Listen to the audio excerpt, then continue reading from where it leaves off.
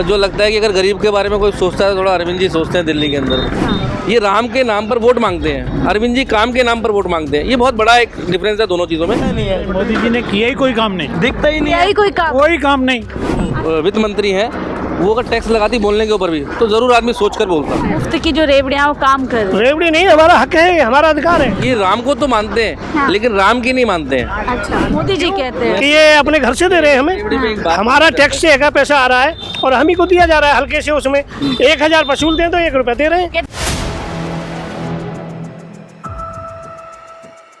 OPM Delhi देख रहे हैं आप और मैं हूं आपके साथ शाहीन खान। और आज मेरी चुनावी यात्रा, हमारी खास चुनावी कवरेज दिल्ली का अखाड़ा लेकर के आज मैं पहुंची हूँ राजेंद्र नगर विधानसभा में। ये चौक पड़ती है रतनपुरी चौक, आप देख सकते हैं चौराहा है और यहाँ से पूरा यातायात चल रहा है। चारों तरफ से रास्ता है जो दिल्ली को एक जगह से दूसरी जगह जोड़ता है। फिलहाल मैं आ रुकी हूँ इस स्थान पर जहाँ पर आप देख सकते हैं आज क्योंकि दिल्ली के मौसम में थोड़ी तब्दीली है, धूप निकल चुकी है, लेकिन ये तब्दीली मौसम में जैसे जैसे हो रही है वैसे वैसे चुनावी माहौल भी लगातार बदलता जा रहा है। आम आदमी पार्टी लगातार एक बार फिर से दिल्ली में सत्ता का दावेदारी कर रही है, तो वहीं कांग्रेस ने एक के बाद एक ताबड़तोड़ योजनाओं का ऐलान दिल्ली के अंदर कर दिया। आपको बता दें दिल्ली के अंदर कांग्रेस ने जो महंगाई से जो कह सकते हैं राहत योजना का ऐलान कर दिया है, 500 रुपये में सिलेंडर। तो वहीं एक राशन किट का भी ऐलान कर दिया जिसमें बुनियादी चावल, आटा,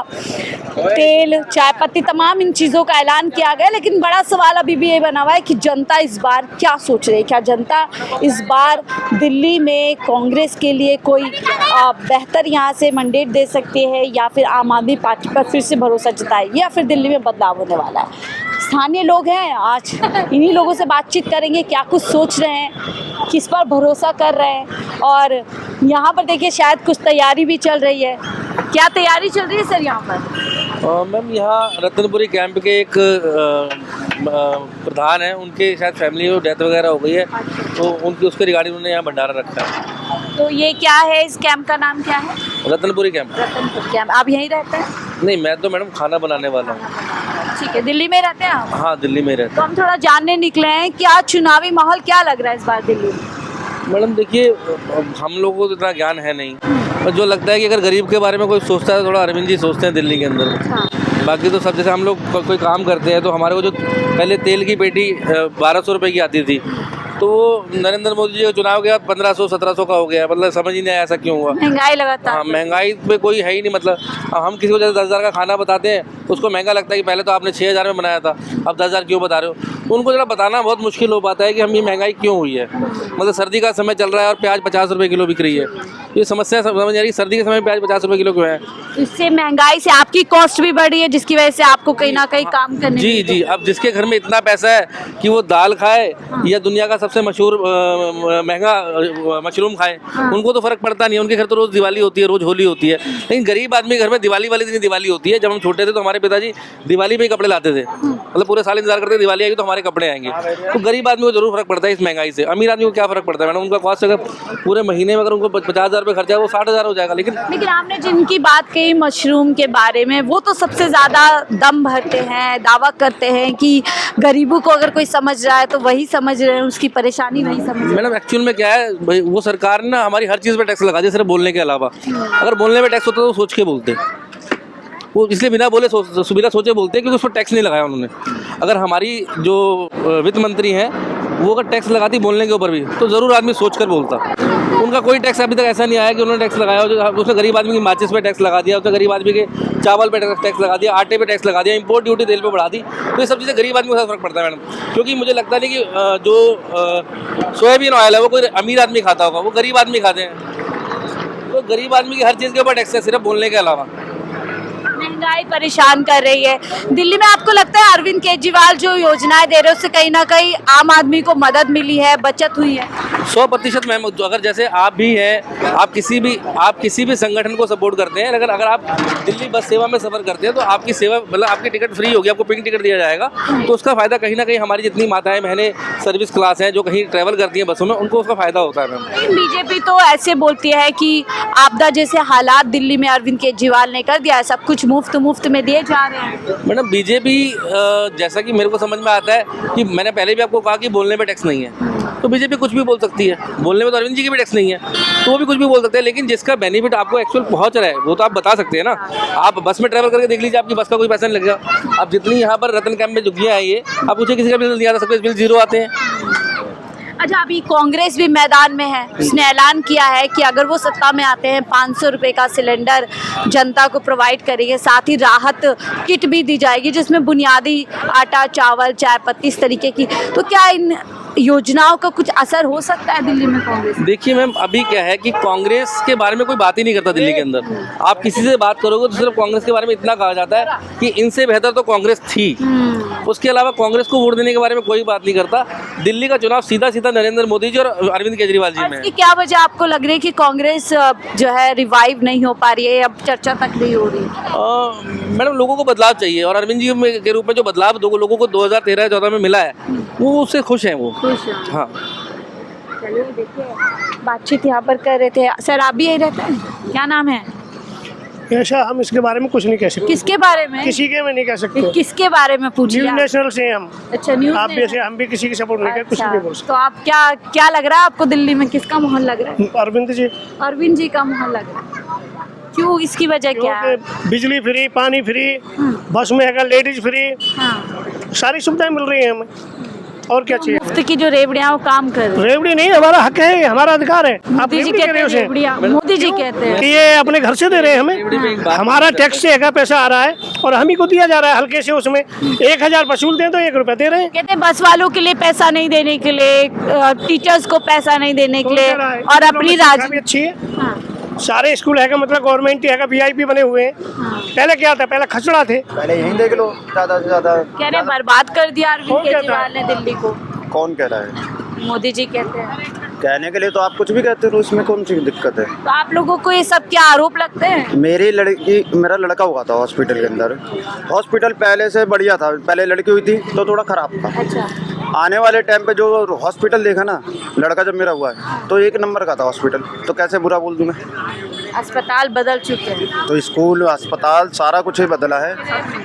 हाँ, आप कुछ कह। मैं रेवड़ी पे एक विषय पे एक बात कहना चाहता हूँ, और आपके चैनल के माध्यम से जो भी आपके श्रोता हैं उन सब लोगों को ये बताना चाहता हूँ कि ये जो भाजपा के लोग हैं ना, ये राम को मानने वाले लोग हैं, ऐसा मैं भी मानता हूँ। ये राम को तो मानते हैं, लेकिन राम की नहीं मानते हैं। अच्छा, ये राम के नाम पर वोट मांगते हैं, अरविंद जी काम के नाम पर वोट मांगते हैं। ये बहुत बड़ा एक डिफरेंस है दोनों चीज़ों में।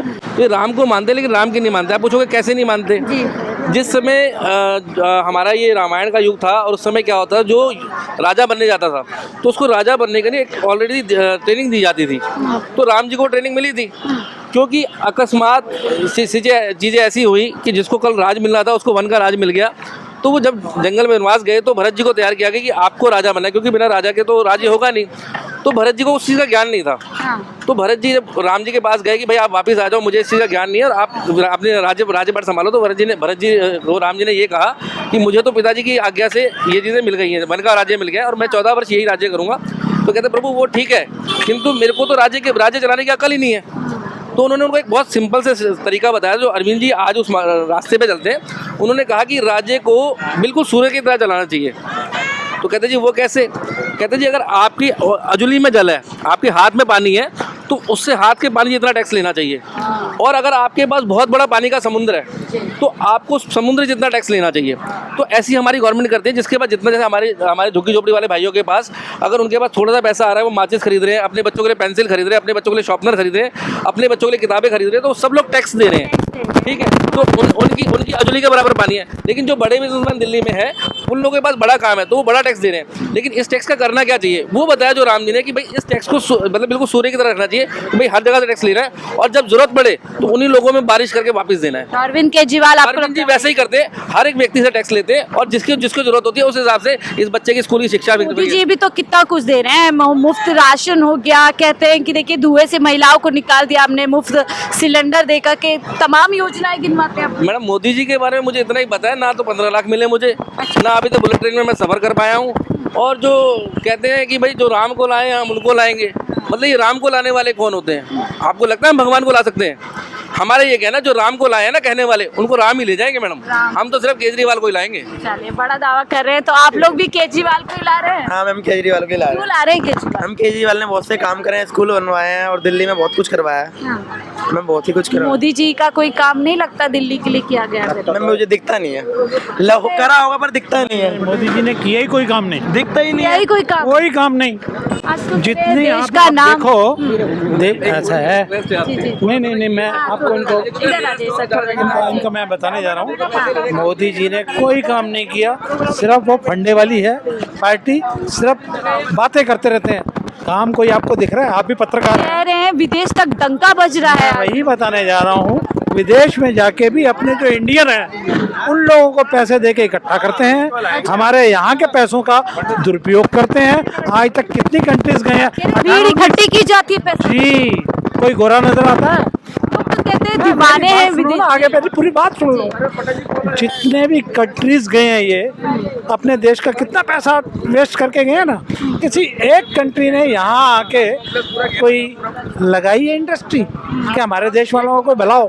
उन्हें पता है कि ये फंडे वाला आदमी है, झूठ वाला आदमी है, झूठे के वो हमसे ज़्यादा फास्ट हैं, उनको सब नोटिस में है। तो इसलिए वो किसी की क्रिटिसाइज क्या करना, नहीं काम करना है। नहीं काम कर, तो ऐसे में आपको क्या लग रहा है दिल्ली वाले इस बार क्या फैसला करने वाले? दिल्ली वाले तो 10 साल से बराबर फैसला कर रहे हैं, काम की राजनीति को देंगे। कहते हैं मुफ्त की राजनीति कर रहे हैं, मुफ्त दे दे करके अपना वोट पक्का किए जा रहे हैं और सिंहासन पे ऐसा बैठे जा कुछ रहे नहीं है, हमारे पैसों का ही सही यूटिलिटी कर रहे हैं। आज तक जितने भी ये जो सरकारी स्कूल हैं कितने बना दिए हैं इन्होंने, अपनी इतनी कितनी जगहों के ऊपर इनकी सरकार है, कहीं बनाया एक स्कूल भी? हैं। जो अरविंद केजरीवाल कहते हैं कि 22 राज्यों में ऐसा काम नहीं है जैसा मैं अकेले कर रहा हूँ। सच्चाई है ये तो वर्ल्ड में नाम है, ये नहीं है कि ये कह रहे हैं। बीजेपी कहते हैं शराब घोटाला भी तो कर दिया, एक के साथ एक बेच के। ये समझ नहीं आया, शराब पहली बात तो कोई घोटाला नहीं है। हाँ। अगर घोटाला होता तो ये ऐसी बात ही नहीं होती। ये तो इनको लग रहा है, इन्होंने कर दिया तो इसलिए खामाखाम जबरदस्ती केस लगा दिए। उनका लेना देना कुछ नहीं है, अभी तक किसी के पास कुछ निकलेगा भी नहीं, क्योंकि ऐसा पार्टी आपको नहीं क्या है। लगता है मैडम, क्या इस बार दिल्ली में बीजेपी कुछ कर सकती है? कुछ नहीं कर सकती हो।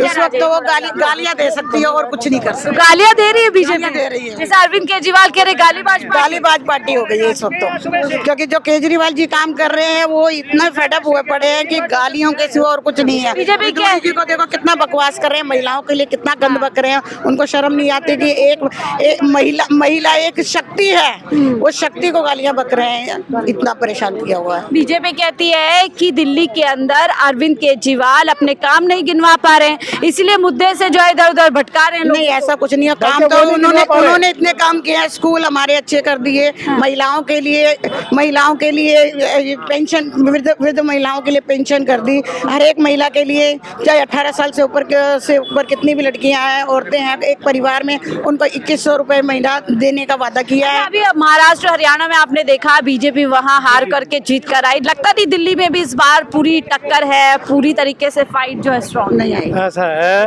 फाइट तो मोदी, आपको पता है लोकतंत्र के अंदर ये क्यों धरने वरने के जाते हैं, हमारी बात सुनी जाए, लेकिन मोदी जी किसी की बात क्यों सुन के राजी नहीं है? मन की तो बात करते हैं। मेरी बात तो सुनो ना, वो मन की बात। गवर्नर कोई आज तक प्रेस कॉन्फ्रेंस भी की है उन्होंने, एक भी तो कितनी विजिबल नहीं है। कोई काम किए हो तो कुछ गिनाए ना, उनके कोई काम है ही नहीं। ठीक है, कोई काम ही नहीं आप नहीं है, सच्चाई इस बार है। भारी है आम आदमी पार्टी फिर से। 10 साल से भारी है, अब और भारी है।